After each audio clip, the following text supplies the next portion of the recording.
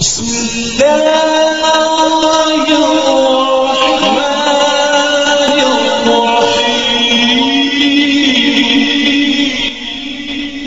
صلوا عليه وآله صلوا عليه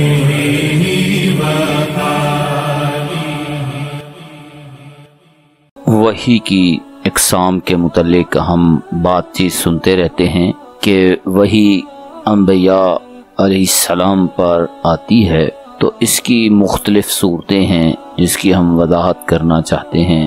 نمبر 1، سچا خواب۔ نبیوں کو جو خواب آتے ہیں وہ سچے ہوتے ہیں اور یہ وحی کی ایک قسم سمجھی جاتی ہے۔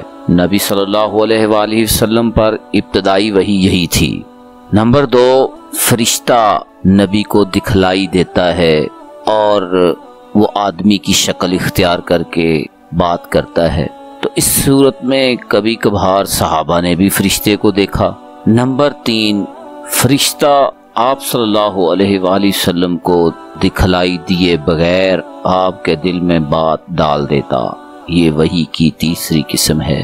اس کے متعلق خود رسول اللہ صلی اللہ علیہ وآلہ وسلم نے فرمایا، ایک لمبی حدیث ہے، اب اس کا کچھ حصہ آپ کے سامنے رکھتے ہیں۔ آپ نے فرمایا، روح القدس نے میرے دل میں یہ بات پھونکی کہ کوئی نفس مر نہیں سکتا یہاں تک کہ اپنا رزق پورا حاصل کر لے۔ اب جو چوتھی قسم ہے وحی کی، وہ ہے کہ آپ کے پاس وہی گھنٹی کے ٹن ٹنانے کی طرح آتی تھی۔ یہ سخت صورت ہوتی ہے وحی کی، آپ کو سخت سردی میں بھی پسینہ آ جاتا۔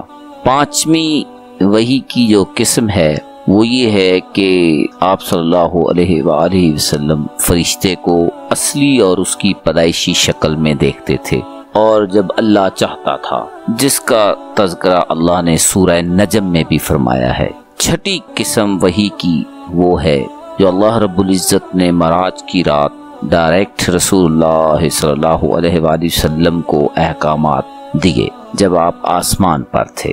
اور ساتویں جو وحی کی شکل ہے وہ ہے کہ اللہ رب العزت بغیر کسی فرشتے کے ڈائریکٹ نبی سے گفتگو کریں، جیسے موسیٰ علیہ السلام کے ساتھ اللہ کی گفتگو مشہور ہے۔